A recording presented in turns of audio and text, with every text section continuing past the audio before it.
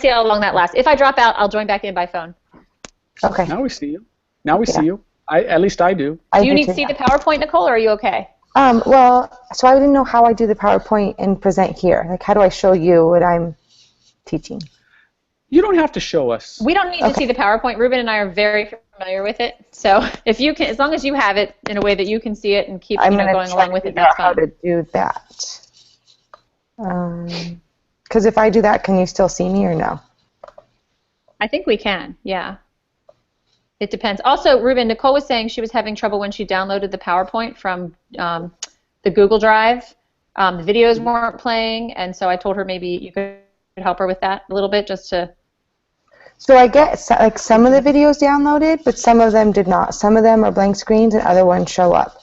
And I have, like, I should have the most Google compatible thing because I have a Google Chrome laptop. Like I have the Google laptop. Right. You'd think that were. It should be the most compatible thing out there. And so I don't know why some is doing it and some is just a black screen without any possibility of even like clicking it to say download or anything like that. Huh. So I think what's going to happen is that we're going to have you download the actual video file.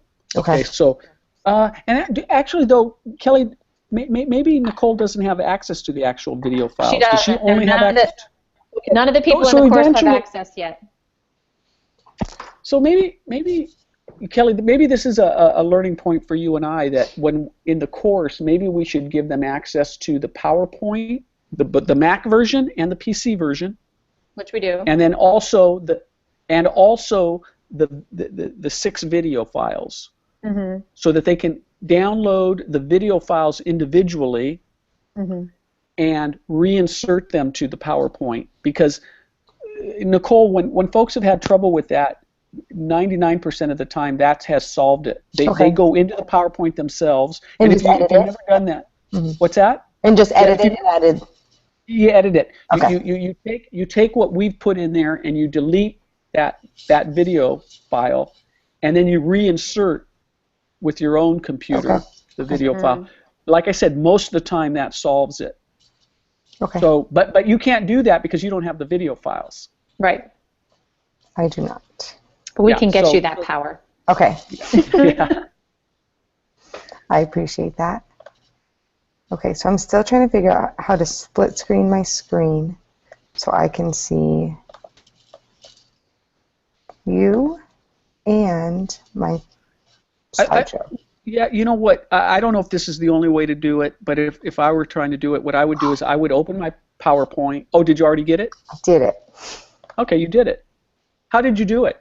I want to know how. I have a Google Chrome laptop, and so everything, even my documents and everything, is all done online. Nothing is an actual physical document. It's just everything is online until you save it as a PDF.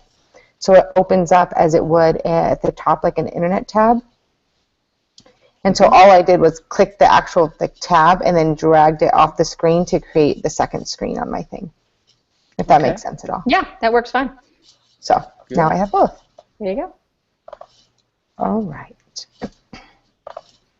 Okay. So we're going to do 10. Uh-oh.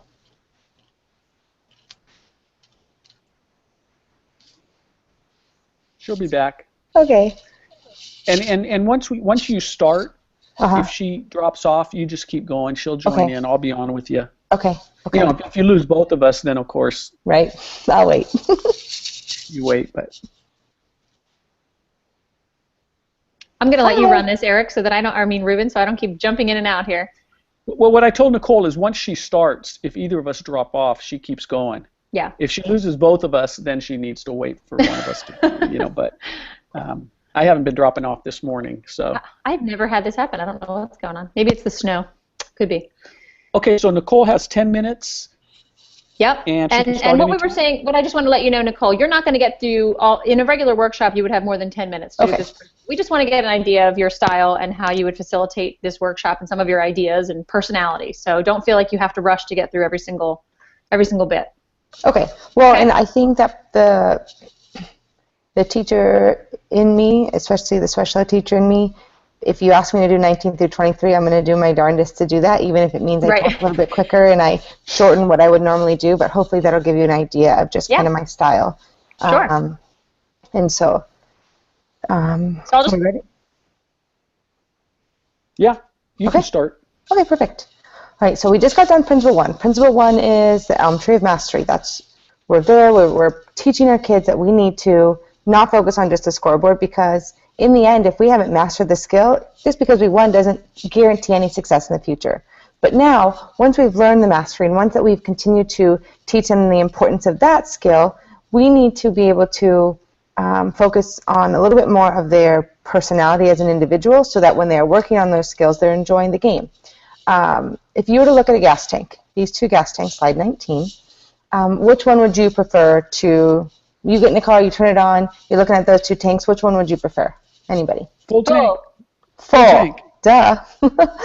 I have places to be. I'm a mommy of 2, and if my gas tank is empty, I'm not going to get anywhere. Generally speaking, I'm also going to call my husband and be upset that he didn't fill my tank back up. But, it happens. You adjust. The idea of a full tank in this principle 2 for PCA, is filling the emotional tank. The emotional tank of an athlete is that inner being within them that just needs to feel good. Personally speaking, I really struggle in the idea of it's my job as a parent, even to my own kids, or as a coach, to make a kid happy. I don't believe anybody can make anybody else happy. Filling an emotional tank, though, stems a little bit differently. Filling an emotional tank, to me, and what I think, is the idea of making them feel confident within themselves, making them want to come back out. And there's a difference between that and happiness. I can be in a really bad mood, but still be confident in my ability to play the game and want to be out there to play successfully and do well and work my hardest for my teammates. And I think that that's our job as coaches when we fill this emotional tank. When we look at somebody that has what we would, in the analogy, have an empty tank, right? They come in, they're slouched, they're really pessimistic, they give up easily, and they're less coachable. And I'm a quality versus quantity coach, so when I'm out there for an hour and a half to 2 hours, somebody that's less coachable is really going to waste a lot of our time. And instead of just looking for another personality and saying, well, you're off the team, I do believe in giving them the benefit of the doubt and doing my job as a coach to fill that tank to see if I can't bring them to full. And when a player is full, if we look at this slide, it tells us a player is optimistic, they deal better with adversity, and in the sport of softball, which is what I coach, that adversity is making an error, it's striking out, it's missing a cut. And then those players become more coachable. And so I want to give everybody the benefit, and I want players to be able to not only get their tank emotionally, filled by me, but I want them to feed off of me and my energy and my ability to do that, so then they can then fill the tanks of others just in a regular practice setting. So we're going to take a second to just talk with one another real quick, 30 seconds to a minute, and just give one quick example of how you might fill the emotional tank, or what you might plan in a day to fill the emotional tank of a player that comes in and is just looks down, head is hung. Okay, go. Okay, anybody want to share? I'll start. Go ahead. Ruben? Kelly and I are always eager participants. Well, thank you. I appreciate that. We're the only participants, so that helps too. I think what I would do, what came to mind for me was to prepare 2 or 3 things that this athlete does well consistently, and that I appreciate. And when I see them, hey, Nicole, welcome to practice. I sure love the way you hustle on and off the field, and I love the way that you always support our pitchers, even when I would pick a couple things that they do well consistently and remind them that they do those things and that I, as their coach, appreciate it. Absolutely, and that's exactly right. In those moments, they don't have to be in a softball playing, you're making a play setting. That can just be in their walk up to the field. I think sometimes, especially dealing with high school girls, the idea of, saying, hey, I appreciate how quickly you got changed in that locker room and you're ready to go and you're helping set up the field. That's a big deal for some girls. So thank you, Ruben. Kelly, do you have anything you want to add? I just had one thing that I worked really well with my 12-year-old lacrosse team. I had a lot of girls that would show up, and there was two in particular that I could tell were just a little down often. And we didn't have captains or anything like that, but I would always pick the girls that I thought were a little bit down and ask them if they wanted to lead the warm-up. And we always did like a good lap, a hard lap, and then a silly lap. So they got to choose what they wanted to do for the silly lap, whatever it was, if it was flapping their arms or running backwards or doing cartwheels or whatever it was. And that it just was right off the bat. It wasn't singling them out. It was just like, hey, Haley, would you run the warm-up lap today? And that just made them feel special. Yeah, I absolutely agree. And because we don't have control over what it is that made them feel down when they came in, that's a big part of understanding coaching. Is there's so much that we cannot control. We talked about it a little bit, that our job is then sometimes it's just changing the subject, or it's taking their mind off of it. So giving them something silly, not necessarily sports specific, allows them to take their mind off of whatever it is that may have drained them before they walked on to the field that day. Thank you both for sharing. So when we think of an emotional tank, we have to look at both sides of that tank, what drains it and what fills it. In order to be able to successfully fill a kid's tank, we need to figure out why, or what does that. We don't need to know or control it, but just understand that background. And so can you guys share, what do you think might drain a tank? Bad grade on a test, something happened at school that just really... Absolutely. Absolutely. Ruben? In sports or outside of sports? Either way, because sometimes the tank is drained before they get there. So getting made fun of by a teammate. Absolutely. Absolutely. I see that all the time, unfortunately. Draining the tank can come both on and off the field, and that comes from criticism or the inability to understand even constructive criticism. Being corrected sometimes to kids is really embarrassing. Sarcasm, not every kid understands sarcasm. The idea of being ignored, whether it's by an adult or by a peer. Nonverbals, oh my goodness, for high school girls, you wouldn't believe how much that can affect a kid, both positively and negatively. And so the idea of not saying hi with a smile as they walk in the door, they immediately think, oh my gosh, coach is already mad at me.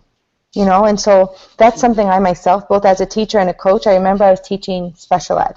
A little off the realm, but I tend to go back and forth because when you teach special ed, there's so much you have to do on an emotional standpoint to get through to kids that I've then taken that over to my coaching. I remember being in a class and I was teaching some behaviorally and cognitively struggling children, and they said, I was laughing at a joke they said, and I said, oh my gosh, Isaiah, you're killing me. And his whole demeanor changed immediately, changed in an instant. And I said, what's wrong? And he goes, well, Mrs. Cuck, I don't want you to be sick. Like, his response, was the sarcasm that I used was not appropriate at that time, and it changed everything about how he wanted to perform for me that day in the classroom. The same is said on a field. I struggle I was a catcher. I am naturally loud. I'm naturally, whether I'm happy, sad, mad, I am just overly audible. And so I tend to have to adjust that, especially as a coach now, so that kids understand the difference. Even though I'm still loud, just in my tone of voice or in my cadence and how I speak, and so they can understand the difference in me wanting, and I'm actually in a good mood, and I want you girls to be happy to be here. So after the tank is drained, ideas of what might fill a tank. Class.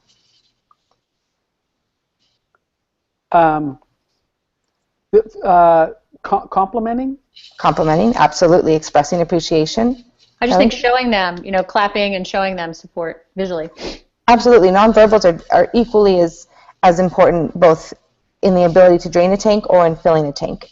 To fill a tank also, truthful, specific praise. So the idea of good job or it's okay, I personally, they are not allowed on my field. Because in the reality of things, yes, it's okay to make an error, but every kid knows, okay, but it's not okay, it affected our team. So those kind of words we try to keep out, and we try to be specific. If a player missed or struck out, let's say, you tell them, you know what, that was still a nice cut, you were just late.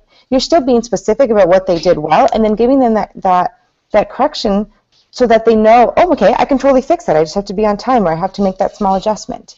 And then expressing appreciation. I appreciate a kid who runs out of pop fly more than you can imagine. Because that one time it gets dropped out of 100, they're going to be standing on first base. And so every time they do, they're thanked for it.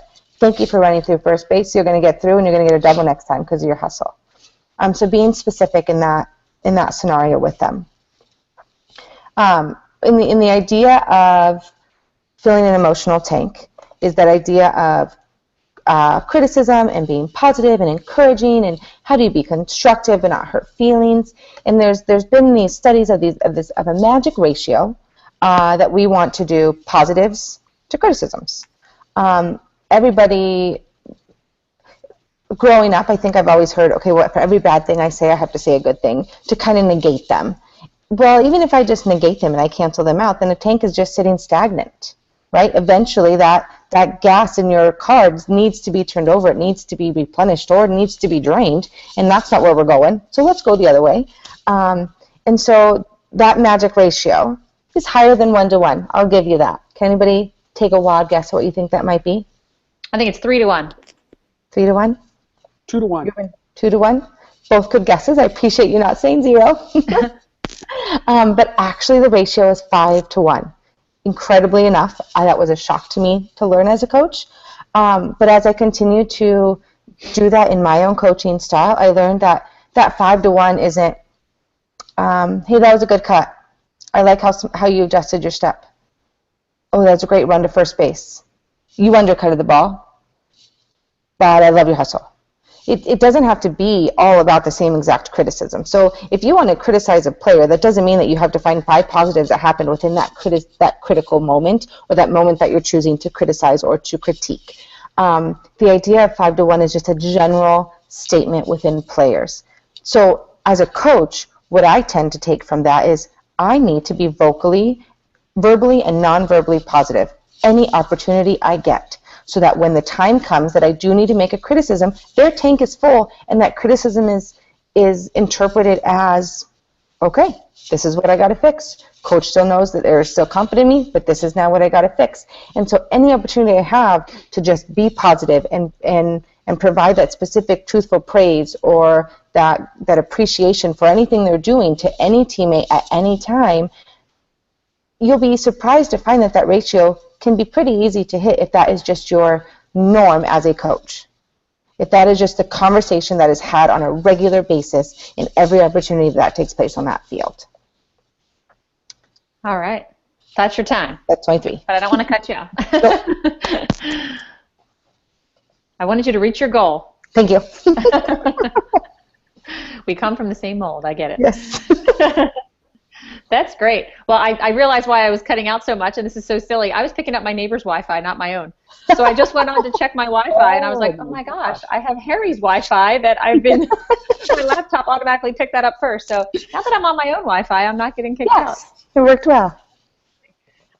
So Nicole, right off the bat, I think you are very poised, and you're very professional, and you can tell that you're used to speaking in front of people, just the way you speak. You smile, you have good expression on your face. I just really like the way you phrase things. You're very intentional with your words and thoughts, and that comes across loud and clear. So thank you for that. I thought you were very pleasant to listen to, which is great.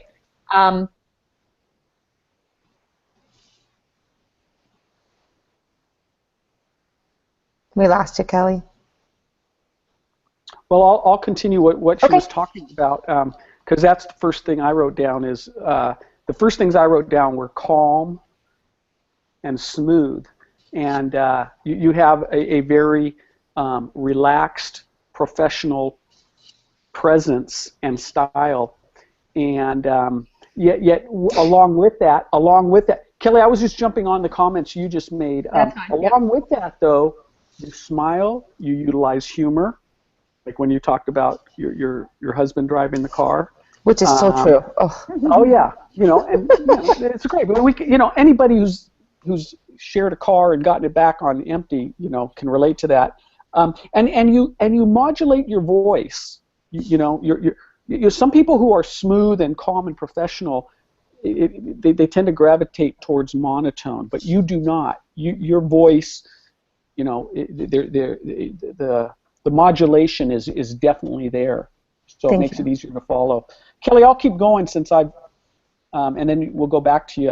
I like how you created a little transition from the previous principle to get yourself started here.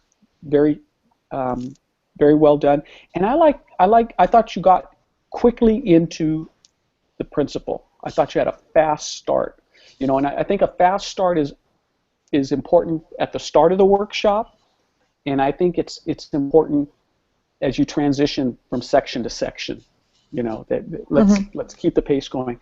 I thought it was very insightful to talk about. Kelly, I don't know if you've ever heard this before from a trainer, that there's a difference between filling emotional tanks and making them happy. No, I like that too. I wrote that down. And I just thought about my own life, my relationship with my son, the players that I've worked with.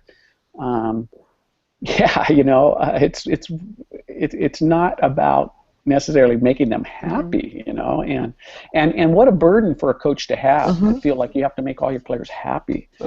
So I thought that was a very good insight that I learned from. Thank you. And then I guess the last thing I'll say, Nicole, is that I thought the knowledge of your content was very solid and strong.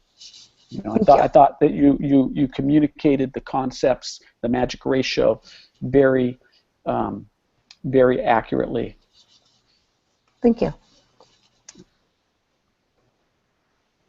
Did you freeze? Uh-oh. Kelly frozen again? There she is. I'm just giving up on my computer and just doing it on my phone. I don't know what my problem is now. Okay. So I think that was great too. Kelly. I like that. I wrote that down too. I think that's a really important point that I have not heard another trainer bring up, that it's not about making them happy. I do, I have heard people bring that up to say, don't just say, good job, you're great, you're wonderful. That's not what it's talking about. But I think in terms of what you said is helping the player find confidence within themselves, which I think was a really good point to make. I think there was a lot of positive things. I know Ruben mentioned a lot of the same things that I would say. My only suggestion to you, and I know this is going to come backward, I think, at you because you are so professional, is just to loosen up a little bit. Just do what? Just loosen up a little bit. Oh, yes. I think, know that. Yeah, I think just have a little more fun yourself. There's a fine line between being professional and then just enjoying yourself and having a good time. And one of the things that I think differentiates our workshops from clinics or lectures or classes is that it is a workshop. It is conversational. We want to joke around. We want to talk about, what we're trying to do as coaches in getting, 30 little 6-year-olds to actually accomplish a task of getting a ball in a basket. Like, it's ludicrous when you actually think about it. It is funny. So, enjoy it more. And I think a lot of times we get a lot of trainers, as yourself, that have a teaching background, or you're a clinic. You run a lot of clinics and that type of a thing. And so it gets us in this zone, myself included. So I think what I've learned is the audience responds a lot better because they're sort of uptight. Like, this is a class, I've got to learn. There's a PowerPoint, there's a teacher, there's an instructor. So if you can just kind of, break that in the very beginning, you'll have a lot more fun doing it. Absolutely. So that was my only suggestion that I would have, is just to loosen up and have a good time. Yes, thank you. I hope that continues to come as I become even more comfortable with it, and then as I'm not sitting in a recline, like in a chair. Yeah, and you're not in a special ed classroom where your focus is on creating a soothing, almost therapeutic environment, right? And so I think that's a good point, Kelly. And you gave us glimpses of it. Of it today, Nicole. But clearly over the course of an hour and a half, an hour and 45 minutes, we want to see more of it, like Kelly said. Yeah, absolutely. And let us, believe me, it's definitely a good end of the spectrum to be on. We've had people at the other end of the spectrum who are like, you need to tighten it up a little bit and be a little bit more professional here. So, you're at the good end. That it's much easier to fix that than it is to go the other way. So, Okay. Yeah, absolutely. But no, I'm excited. Do you have any questions as to, what's coming up in the next couple weeks? Yeah, that's exactly what I was going to ask, actually. Awesome. Verbatim. Yeah, so next week is going to be the last final week of content. We're doing Honoring the Game. Okay. And that's going to be similar to what we've done. You read the chapter, you prepare from the PowerPoint. I do the regular Google Hangout demo, which is the last one that I do as a group. And then the following week is going to be a chance for you to practice. There's no set Hangout that week. but it's a chance for you to choose which one of these principles that you would like to do for your final mock demonstration. Okay. For us, so you can choose this one and do it in its entirety, or you can choose to do Elm Tree of Mastery or Honoring the Game. I think it's great to do a different one, but I'm not going to tell you that you have to do that. So you can set up a time with Ruben or I that week if you just want to do a practice run through.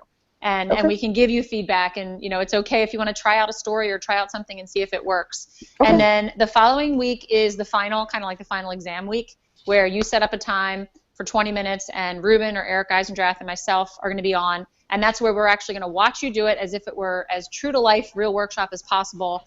And then we're going to decide from there if we feel you're ready to go out and co-present at a live workshop, or if we think you need more practice, or if we think you're ready to go do a workshop on your own. That doesn't happen very often, but I always like to mention that as well.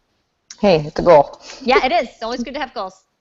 And Kelly, the final is the final isn't that different than this. No. No. It's just you have a bigger chunk of time, and it's the quote unquote final. But really, you're doing what you did today. Is that right, Kelly? No, it is absolutely. And the reason that we started doing this today, from 2 courses ago, I had people say, I really wish I had a chance to practice presenting before the end. So that's why we sort of worked this in earlier in the course. So you kind of got the kinks out to figure out this format to get more comfortable with doing it this way. So then the one that I would practice in 2 weeks, can that suggestively be the same one that I present for my final? Yep. Okay. And then, maybe I missed it. I apologize. That's okay. Was there given a timeline ratio to for principle 1 in a real-time setting, or principle 2 is what I just did in a real-time setting, I have this many, I should do it in about this many minutes rather than the 10 minutes? What I usually, and everyone is a little bit different. The way that I've been teaching new trainers that keeps it sort of structured, most workshops, you have about 90 minutes to deliver the content from beginning to end. So that is, sometimes it's a 2-hour block, but by the time, everybody gets in, I always say, just keep in your mind almost about 90 minutes. Okay. So for that to be said, if you keep the structure of your workshop at, I usually say about 10 minutes for the introduction,